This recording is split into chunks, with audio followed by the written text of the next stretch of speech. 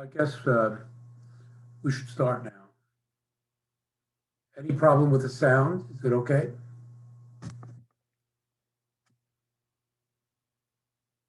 Okay. So as usual, we'll begin with a review question. Is there any other matter that raises itself and you want addressed?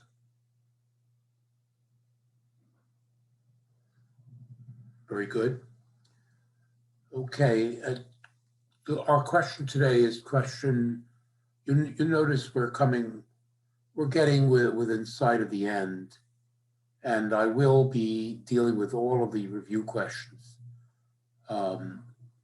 We have a certain number of lectures left, but I'm going to make sure that we get through all the review questions in order to prep you for the examination.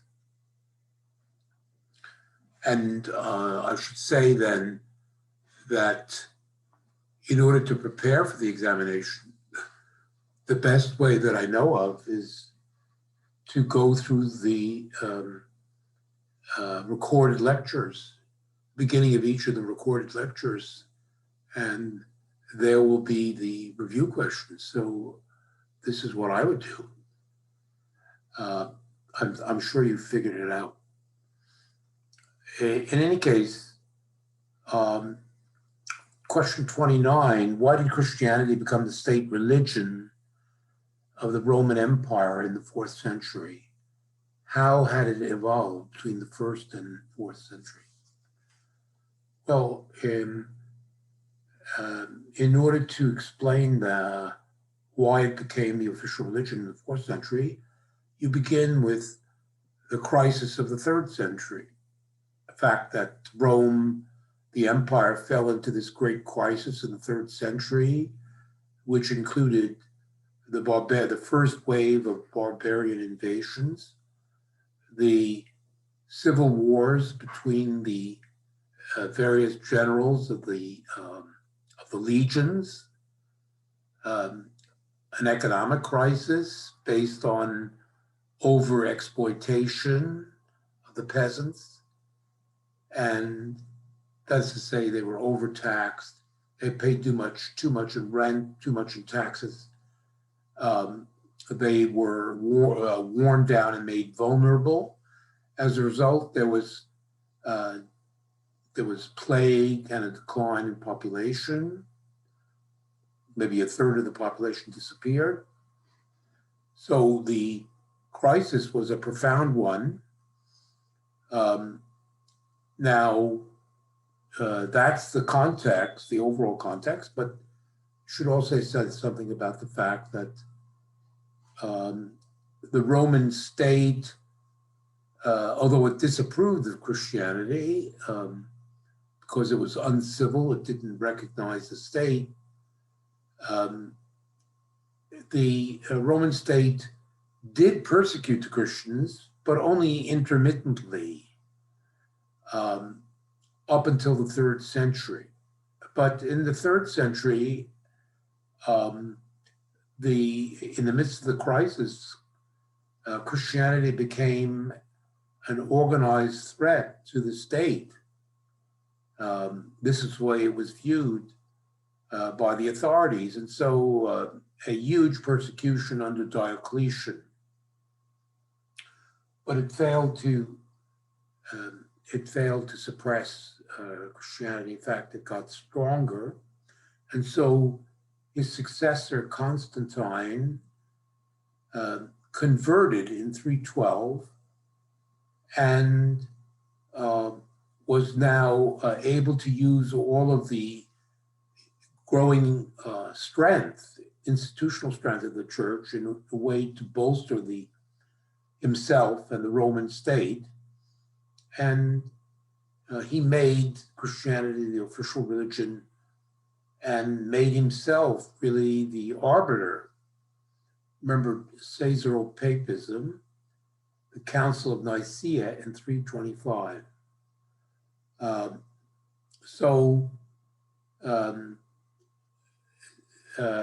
We could say that Christianity started out as an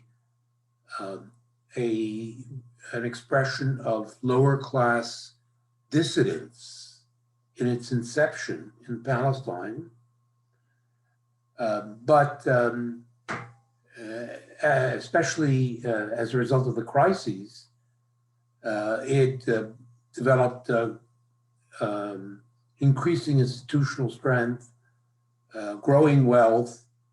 There were a series of thinkers called the Church Fathers who justified Christianity in terms of ancient rational philosophy, Platonism and Stoicism. And with all of this taken together, the church should become a real power, and it certainly under Constantine, it now emerged as an important pillar of the state authority.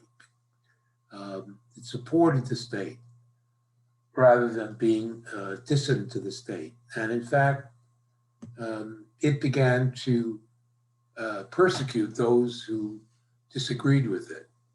The pagan, the proprietors of the pagan temples, the secular philosophers, and certainly in the 4th century, the Jews themselves. Any questions about this answer? Very good. So we turn now to today's lecture, and this is about the High Middle Ages, this lecture. It's sort of an overview of the High Middle Ages. And I'm going to begin by simply reviewing my introduction. Remember last time I gave you an introduction, especially the economic background to the High Middle Ages. And I explained that by the beginning of the 11th century, the barbarian invasions had come to an end. And with their end, the anarchy, which had characterized the Dark Ages, was stabilized on the basis of largely feudal economic and political institutions. And the fact that there was this political and social stabilization made possible economic recovery, not merely economic recovery, but in fact, the emergence of an unprecedentedly and extraordinarily productive agriculture. In fact, an agriculture which was far more productive than in the ancient world. The level of overall level of productivity, particularly in Northern Europe, with its very good rainfall, good soils, moderate climate, with the return of peace, the industry of the peasantry was soon able to achieve remarkable levels of productivity, which eclipsed those of the Mediterranean area in the ancient world.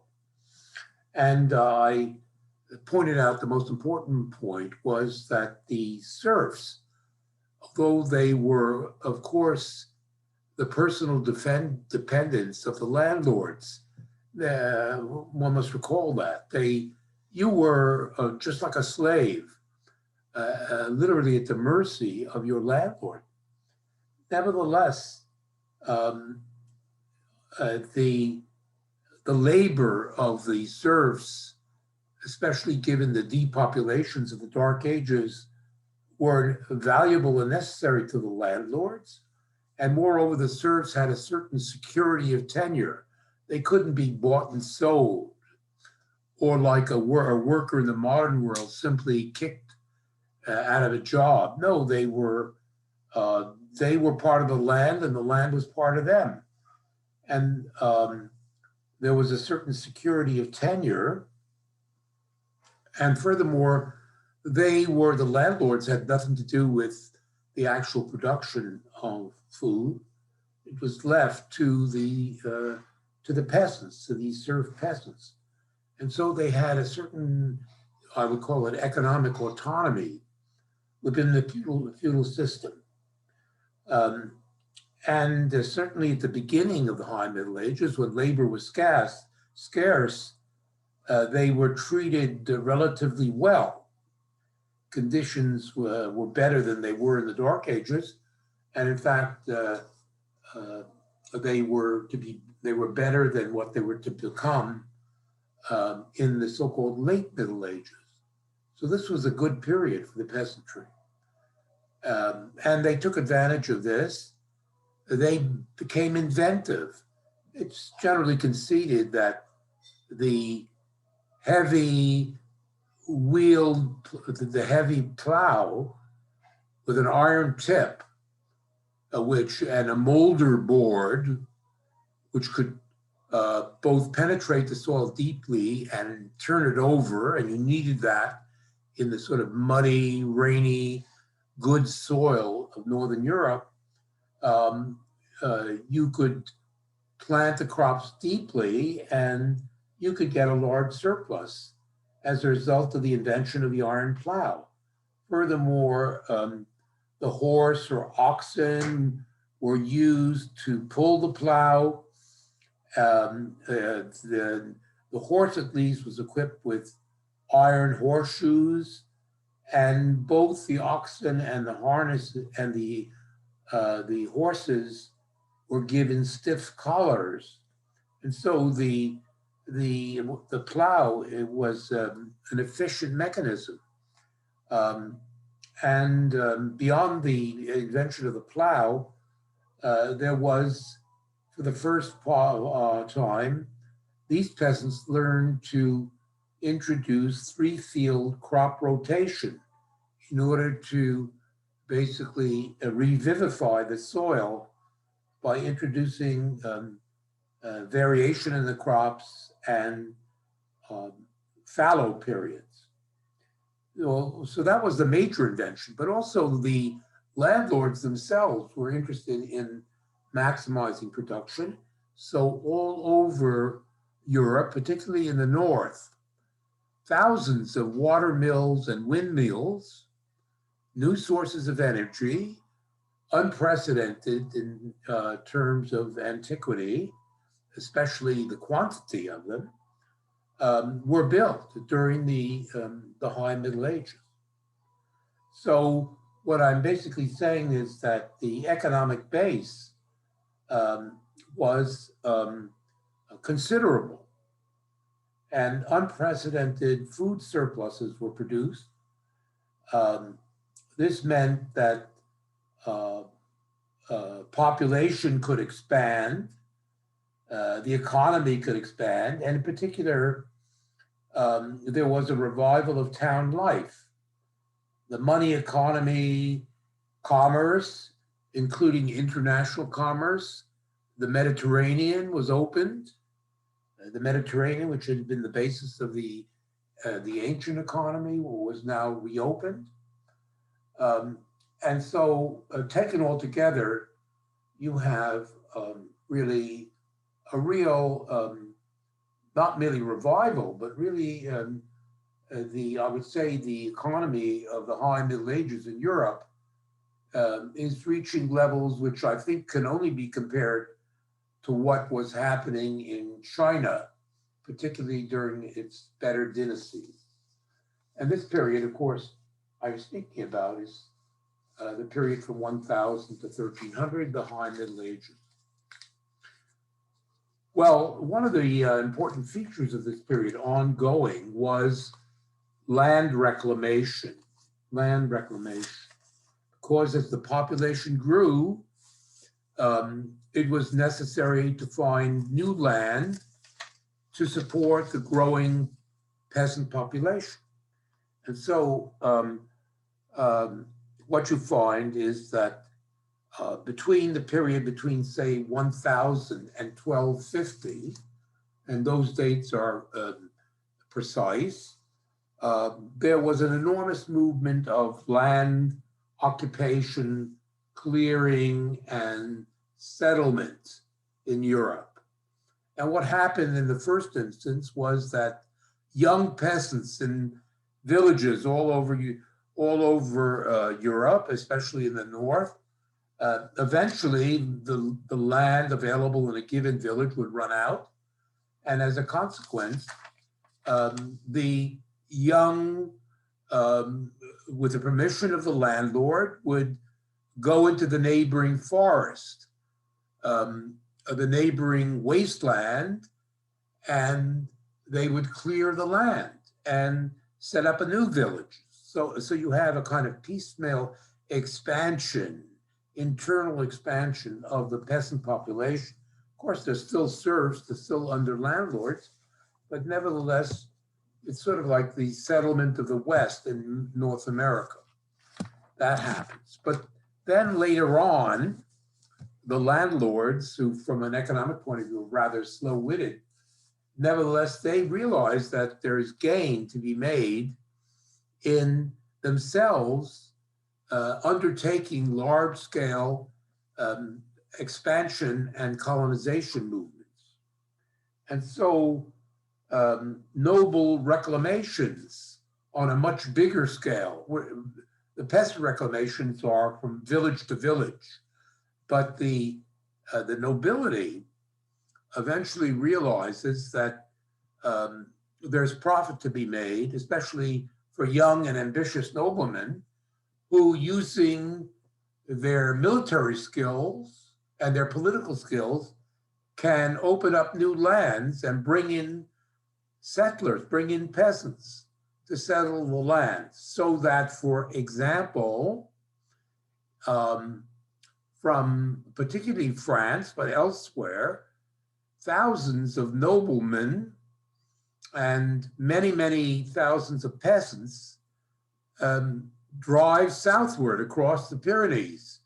Expanding from Catalonia, you have what are claimed to be crusades against the Muslims who occupy Spain.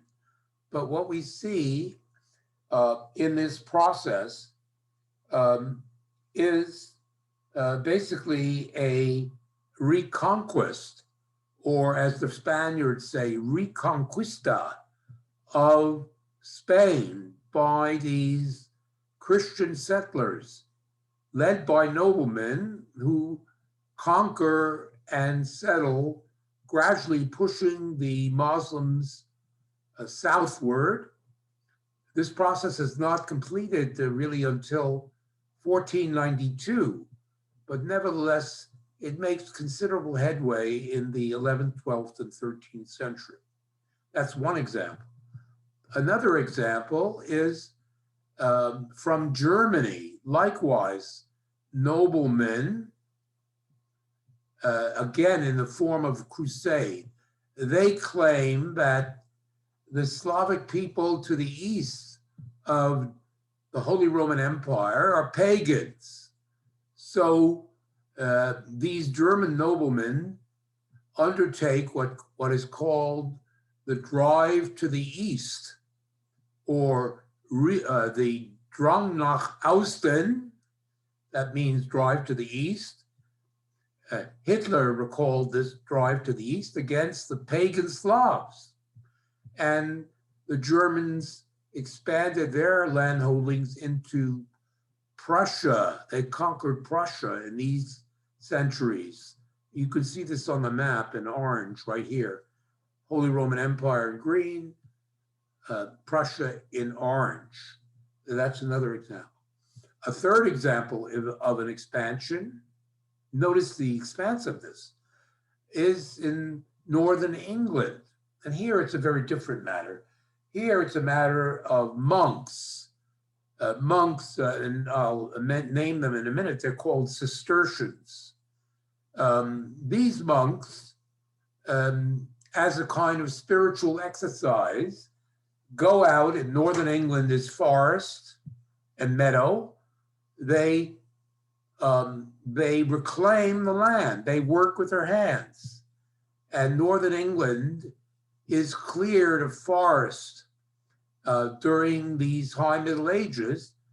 And because of the rain in England, it's perfect for raising sheep who feed on the rich grass of northern England.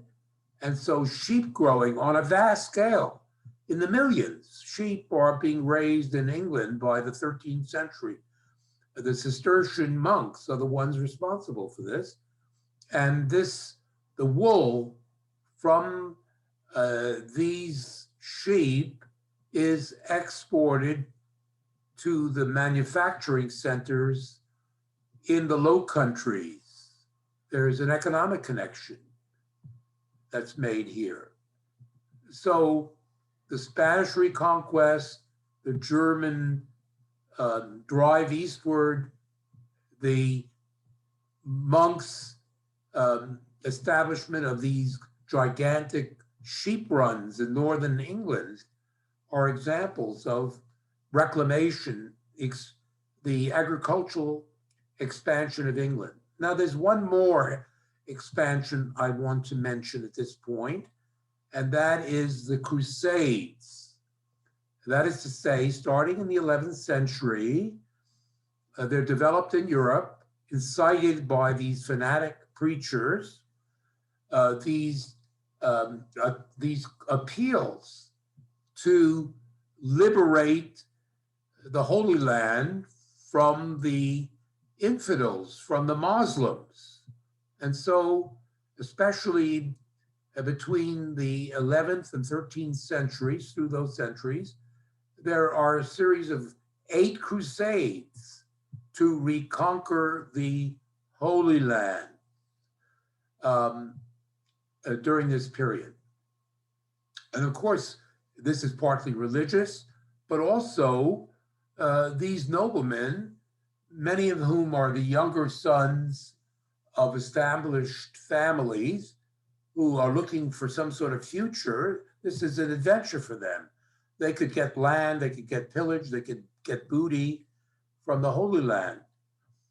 But what's interesting at the same time is to realize that these Italian, I mentioned that by the 11th century, the merchants, the financiers in northern Italy, they are becoming really prominent.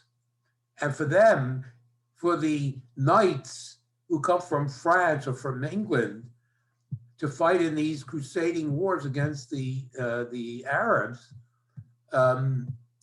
this is for the Venetians or the Genoese, these crafty merchants and bankers Well, they can use these crusaders to open up the Mediterranean. There is an economic underlie to all of this that has to be understood. Um, so we see that the invasion of the Middle East, which we of course know that the British and the French practiced in the 19th century, British and French imperialism, and now we see American imperialism. Well, this has a long history that goes back to this period. And in fact, um, Osama bin Laden and his ilk actually referred to the Americans as the Crusaders. The Crusaders. It's the same deal, they think. Of course, everything has changed. But I just want you to sort of understand the continuity. There is an element of continuity. Um, the expansion of Europe is basically what I'm talking about. Now, this agricultural stimulus that I've been talking about, it's very important to come back. I mentioned that the revival of trade all over Europe and the towns. Well, this has to be underlined because there was so much food available that literally thousands of small and bigger towns were, some of them reaching 100,000, 300,000 people. Paris in the late 13th century, 300,000 people living in Paris. Now that's large. Most of the big towns were around slightly more than 100,000. But there were thousands of small agricultural towns like Brandon, if you could put it that way, all over Europe in this period, many more than in the ancient world, which reflects the fact that many more people could, given the agricultural surpluses, they could live without farming and they could engage in craft manufacture in this period. So what I'm trying to suggest is that it may be backward from the point of view of rational philosophy and science, but Western Europe, there's a dynamism here that we don't see in the ancient world. And one more feature of this to show you the dynamism. Now, when I spoke about Greece and Rome, I basically said that the cities, the towns, were basically parasitic or predatory on the countryside. The towns in the ancient world didn't produce very much in the way of manufacturers. They produced some, but basically they grabbed the surpluses, they imposed rents and taxes on the rural people, and they didn't produce anything that was of use to the rural people. But now, in the period that we're speaking about, in the many towns in Europe, especially Northern Europe, but also in the South, there's a lot of manufacturing. The towns are, we're not talking about factories here, we're talking about craftsmen working in an organized fashion, producing every kind of manufacture that you can imagine. There's a vast division of labor. A lot of these manufacturers are done with high skill, and the most important form of manufacturing is textile manufacturing, manufacturing of textile cloth. Now, what is the market for this? Well, certainly the town population needs this, but even in the countryside, certainly the landlords, the aristocracy, they're buying all of these manufacturers, but even some of the rich peasants can afford to buy some of these manufacturers. So what I'm basically saying is that there was a reciprocity between town and country, which didn't exist in the ancient world. The level is a lot higher. The economic level is a lot higher. Now these towns, I should say one thing more about them, that The places where town life was most developed, I've already indicated that. Northern Italy is filled with large and small towns, most of whom are engaged in manufacturing, but also with the reestablishment of the connection with the Middle East, they're importing luxury goods and spices from the Middle East and Asia. And so there is this connection with the Middle East here. And these Italian towns are the richest, certainly the richest towns in Europe are these Italian towns. And by the 13th century, a certain number of the wealthy merchants and manufacturers are becoming bankers. They're dealing more and more, not so much in merchandise, they're dealing in money for its own sake. Something comparable happens in Flanders, in what is now Belgium and Holland, in this siege, particularly in Flanders. Maybe 30 or 40 big towns, manufacturing wool cloth, but also manufacturing a whole lot of other things, filled with merchants from all over Europe. And there was already a considerable amount of banking, much of the banking in the hands of these Italians.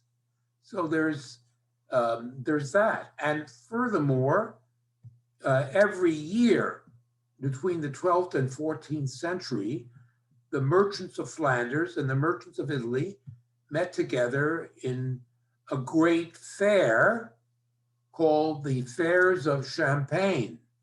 You see in the center of eastern France, right here, in this region here, merchants from Flanders would come down and merchants from Italy, and they would exchange goods in these fairs of Champagne. So you can see that commerce was substantially developed during the High Middle Ages.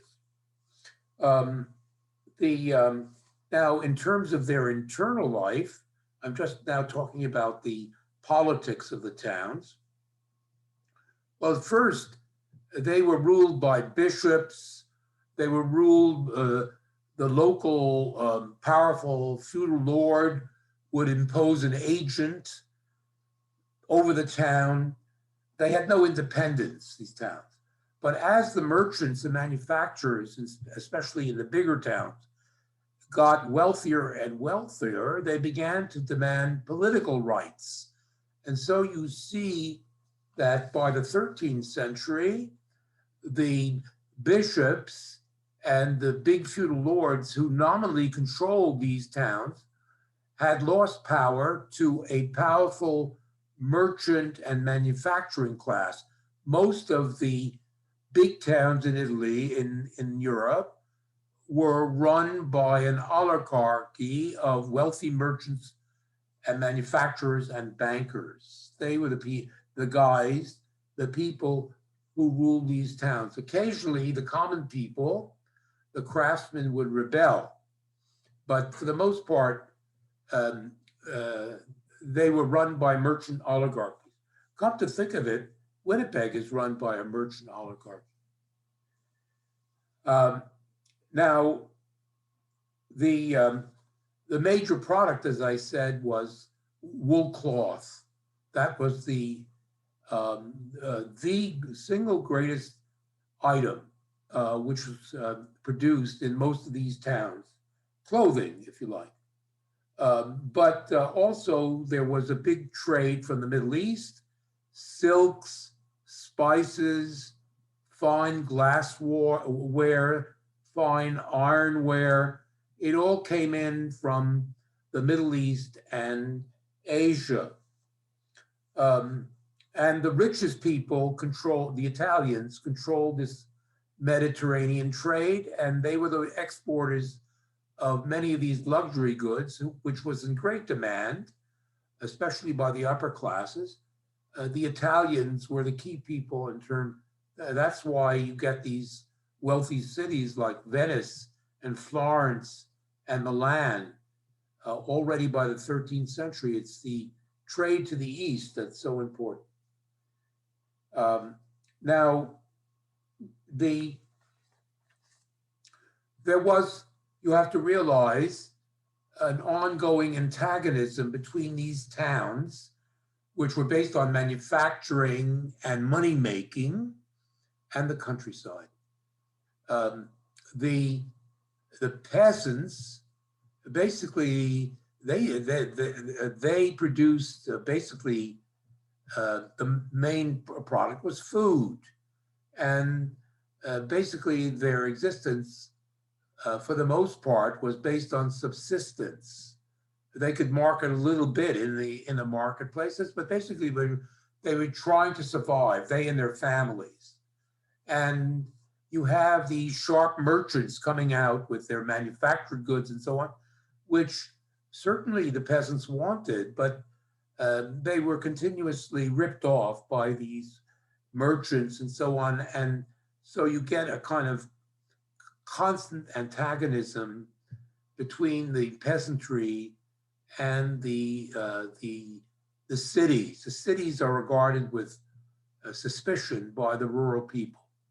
And even the aristocrats, the feudal lords, first of all, they could be ripped off by these merchants who would loan them money and then call in the loan.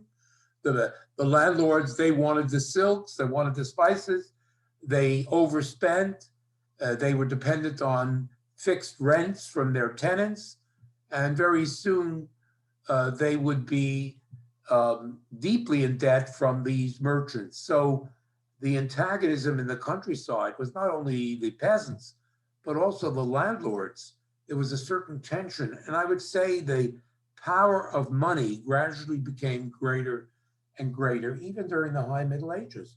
By the 13th century, urban money, which was loaned out in the form of usury, had a behind the scenes kind of influence on the traditional classes, on the peasantry, but even on the landlords, the feudal aristocracy, who at first during the Middle Ages had the upper hand. Nevertheless, they're thrown on the defensive by these sharp merchants and bankers. That's another sort of aspect of this. Now, this what I've given you here is an overview of the economy of the High Middle Ages.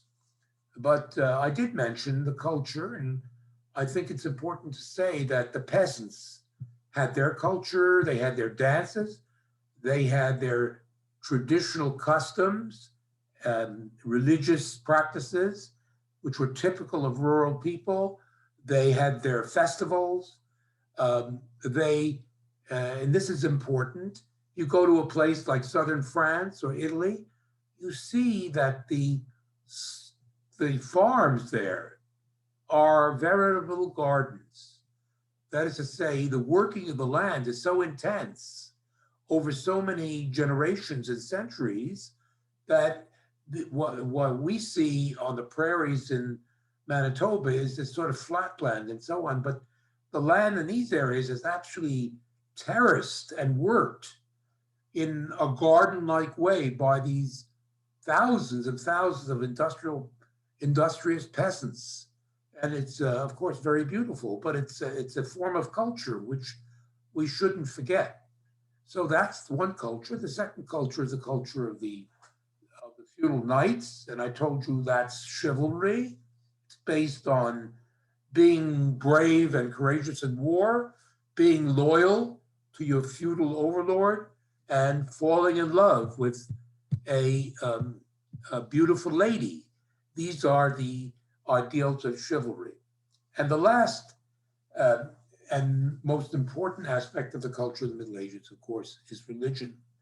The church, which now rises to an incredible height during the High Middle Ages. Now, let's begin the story with Charlemagne. Back to Charlemagne. Well, I told you, with Charlemagne's death, chaos, invasion, the Dark Ages come back during the 9th and 10th century. And the church was no exception. During this period, it becomes uh, drastically decentralized, just like the state, the church.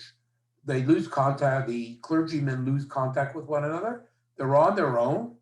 It becomes uh, feudalized. This is very important. The church is an intrinsic part of the feudal system. A bishop has to take an overlord. Otherwise, he will not survive. Same, the abbots, all of the monasteries become interlaced with the feudal system. It's both the religious and the political structure is completely feudalized. And as a result of this, the church by the 10th century is extremely corrupt. There's no supervision whatsoever. And the monks may live in the monasteries and so on, are pledged to asceticism, but they're living the life of Riley. They're doing anything that they want. The monastic rules have completely broken down.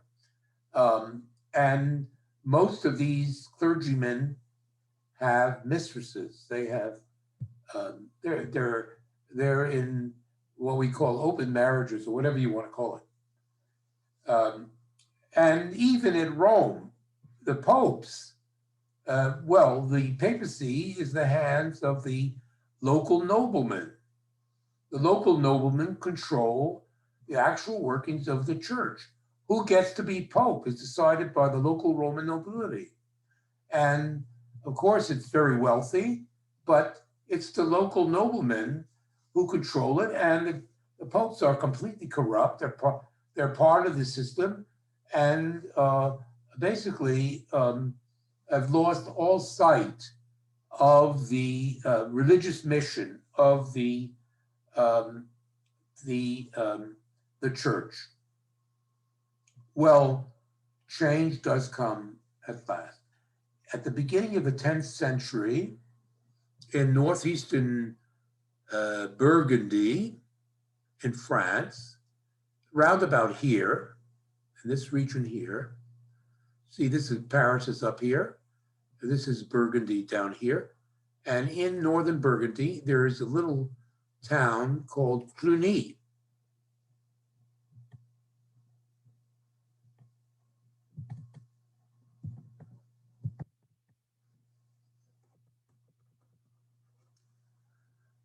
Cluny. Well, in the year 909, a monastery is founded there, and it does follow the Benedictine rule. It is part of the Benedictine monastic system, which I explained in the 6th century. And there are, by this point, thousands of Cluniac monasteries. But the abbot of Cluny, he proclaims that he is now restoring the Benedictine rule.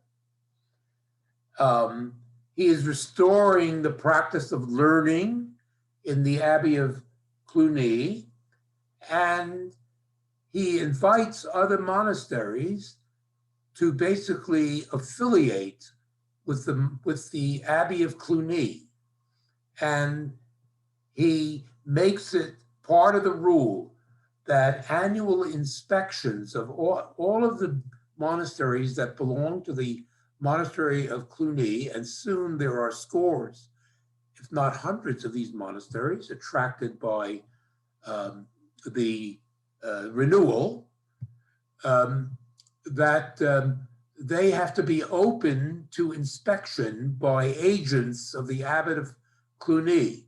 In other words, a system of renewal based on systematic inspection of the practices of each one of these monasteries. So the Benedictine order remains, but now a subsection of it becomes the Order of Cluny. And they do go back to the Benedictine rule. They do go back to learning, but also they make a special practice of the worship service of the Mass. They spend a lot of time in the Mass. That's the central thing about the Order of Cluny. Well, this order becomes the most influential order in Christianity, and the abbots of Cluny and the monasteries affiliated with them soon attract the attention of the kings, who begin to listen to their advice. The abbots of this order become very influential political advisors to the kings, but they also begin to be heavily endowed. More and more property is given to the Order of Cluny during the 10th and 11th century. And therefore, the Order of Cluny, very rich and founded on the best intentions, by the 12th century, it's become complacent and corrupt.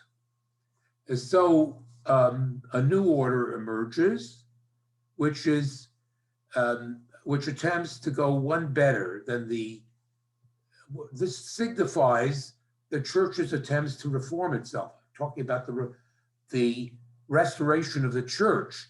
And I should say that this restoration of the monasteries ultimately leads to the reform of the papacy at Rome itself. That's where I'm heading. So we start with the Cluniac order, then we go a second order about 2 centuries later, in 1098. Again, in northern Burgundy at Citeaux, a new order emerges, the Cistercian order.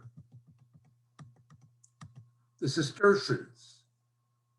And this order is different from Cluny in that it sharply differentiates itself from Cluny. It's made up of noblemen, just like the Cluniac. Let's be clear here. This is all what the nobility are doing in terms of their spiritual life. The common people are marginal to this at the best. We're talking about the ruling element in medieval society. Well, the Cistercians, they renounce all wealth. They go off into the bush, into the forest, and they say, we're not going to just study or work in a garden or copy a manuscript. No, we're going to clear the land, working the land. And again, this idea of work, we're going to physically clear the land and make it useful in the sight of the Lord. And so they go out into the forest lands and they begin to clear the forest alongside the peasants. And this brings me back to Northern England. It's these Cistercians who open up Northern England. There are about 30 or 40 amazing Cistercian monasteries that are founded during this period in England. They, as a matter of principle, will receive no land from kings or aristocrats. They try to keep themselves as pure as they can. Let's see. I don't really have much time. I don't want to break off. I don't want to interrupt myself. So we'll continue with this on Wednesday. Have a nice afternoon.